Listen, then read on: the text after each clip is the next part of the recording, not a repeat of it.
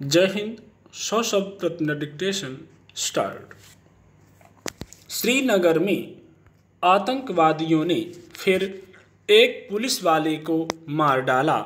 यह हमला बताता है कि आतंकी लगातार अपनी मौजूदगी का एहसास करवा रहे हैं। स्टॉप। बीते महीनों कोई हफ्ता ऐसा नहीं गुजरा जब सुरक्षा बलों और पुलिस वालों पर आतंकी हमले ना हुए हों। स्टॉप। रविवार को एक आतंकी ने जिस पुलिसकर्मी की हत्या की, वह हाल में ही पुलिस सेवा में शामिल हुआ था और प्रशिक्षण पर था। स्टॉप। समझा जा सकता है कि ऐसे हमलों के पीछे आतंकियों का मकसद यह संदेश देना भी है कि लोग पुलिस और सुरक्षा बलों में भर्ती ना हों। स्टॉप। आतंकी संगठनों को लग रहा है कि वे इस तरह हमले कर पुलिस, सेना और सुरक्षा बलों का मनोबल तोड़ने में कामयाब हो जाएंगे। स्टॉप। हालांकि पिछले 1.5 साल के दौरान सेना और सुरक्षा बल अभियान चलाकर आतंकी संगठनों की कमर तोड़ने का लगातार दावा करते रहे हैं। स्टॉप। कहा यह भी जाता रहा है कि आतंकी संगठनों के हौसले पस्त पड़ गए हैं। स्टॉप। फिर भी जब पहले जैसे ही हमले हो रहे हों तो अब कहा जा रहा है कि ये हमले आतंकियों की हताशा का ही नतीजा हैं। Stop para. जम्मू कश्मीर से 2 साल पहले जब अनुच्छेद 370 को निष्प्रभावी किया गया था, तब पहली उम्मीद यही बंधी थी कि अब घाटी में आतंकी गतिविधियों पर लगाम लगेगी। स्टॉप। इसमें सफलता मिलने का दावा भी किया जाता रहा। स्टॉप। यह दावा भी किया जाता रहा है कि घाटी में सेना और सुरक्षा बलों की कड़ी निगरानी से आतंकी गतिविधियों पर लगाम लगी है। स्टॉप। पथराव जैसी घटनाएं भी कम हो गईं। स्टॉप। लेकिन याद किया जाना चाहिए कि पिछले साल ही फिर से आतंकी संगठनों ने सिर उठाना शुरू कर दिया था। स्टॉप। इससे यह साफ हो गया कि आतंकियों का नेटवर्क ध्वस्त नहीं हुआ है। स्टॉप। घाटी में आए दिन राजनीतिक कार्यकर्ताओं की हत्याएं भी होती रहीं, ताकि किसी भी तरह से राजनीतिक प्रक्रिया शुरू ना हो पाए। स्टॉप। इस पर तर्क यह दिया जाता रहा कि घाटी में पंचायत और स्थानीय निकायों के चुनावों से आतंकी संगठनों में बौखलाहट पैदा हो रही है। Stop para. घाटी में सुरक्षा बलों के लिए इस वक्त सबसे बड़ी चुनौती स्थानीय आतंकी संगठन ही हैं। स्टॉप। जब से लश्कर, जैश, हरकत उल अंसार जैसे संगठनों पर शिकंजा कसा है, तब से घाटी में हिंसा फैलाने का जिम्मा स्थानीय आतंकी संगठनों ने संभाल लिया है। स्टॉप। कहा जाता रहा है कि ये स्थानीय आतंकी संगठन इन बड़े संगठनों के इशारे पर ही काम कर रहे हैं। स्टॉप। पाकिस्तान से लगे सीमाई इलाकों में ड्रोन से हथियार गिराकर आतंकियों को दिए जाने के मामले भी सामने आ ही रहे हैं। स्टॉप। घाटी के इलाकों में रोजाना कहीं ना कहीं हथियारों का जखीरा और विस्फोटक मिलना भी बता रहा है कि अब स्थानीय स्तर पर आतंकी ज़्यादा सक्रिय हैं। स्टॉप। एक अन्य बड़ी मुश्किल यह भी है कि आतंकियों ने गांवों में पैठ बना ली है। स्टॉप। जंगलों में अपने ठिकाने बना लिए हैं। स्टॉप।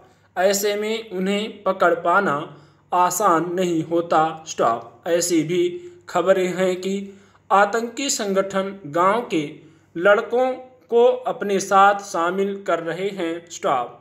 अब खतरा कहीं ज़्यादा ही बढ़ गया है, क्योंकि माना जा रहा है कि पाकिस्तान तालिबान लड़ाकों को घाटी में घुसाकर आतंकी गतिविधियों को तेज कर सकता है। स्टॉप। कहने को सरकार अपनी तरफ से सुरक्षा में कोई कसर नहीं छोड़ रही। स्टॉप।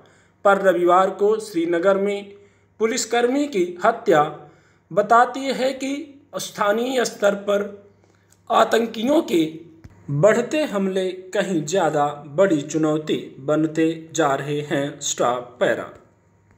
सोमवार को भूपेंद्र पटेल ने गुजरात के नए मुख्यमंत्री के पद की शपथ ले ली और इस तरह पिछले कुछ समय से भाजपा शासित राज्यों में नेतृत्व में हुए बदलावों की एक और कड़ी पूरी हुई। स्टॉप।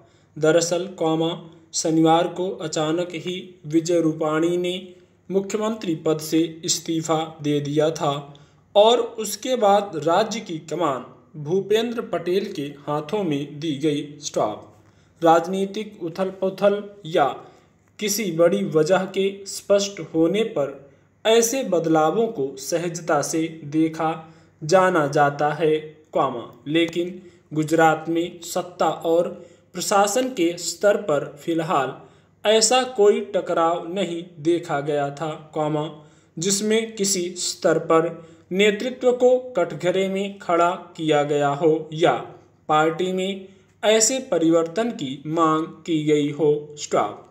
मगर विजय रूपाणी के इस्तीफे की घोषणा के बाद यह सवाल जरूर पूछा जाने लगा कि आखिर किन वजहों से भाजपा को राज्य में मुख्यमंत्री बदलने की जरूरत पड़ी।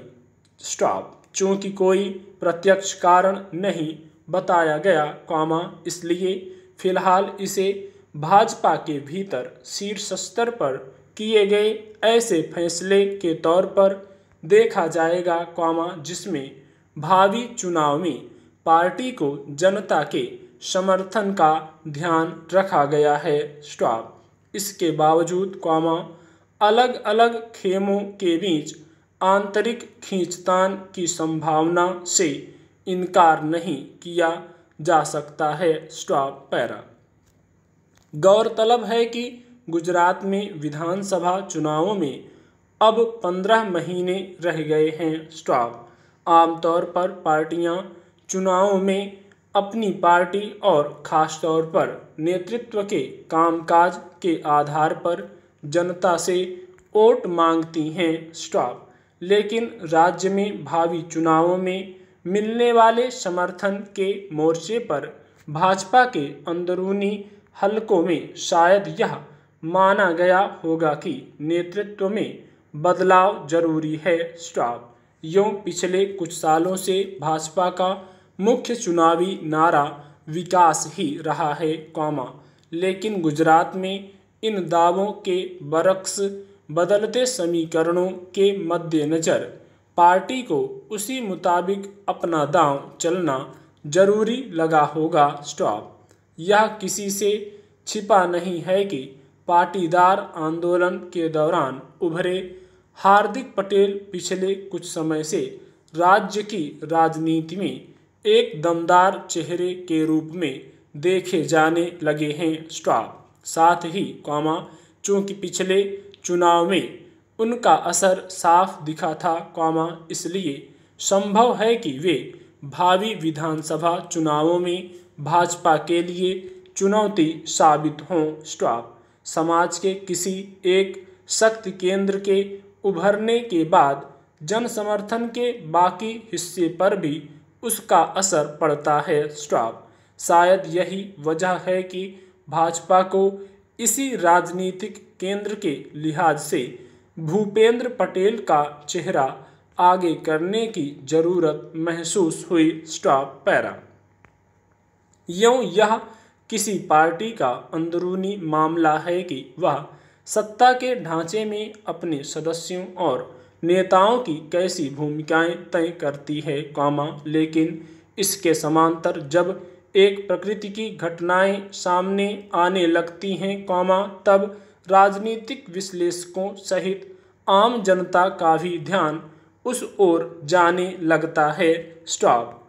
ऐसी स्थितियों में यह जानने की उत्सुकता एक आम राजनीतिक प्रतिक्रिया है कि ऐसा आखिर किन वजहों से हो रहा होगा। स्टॉप।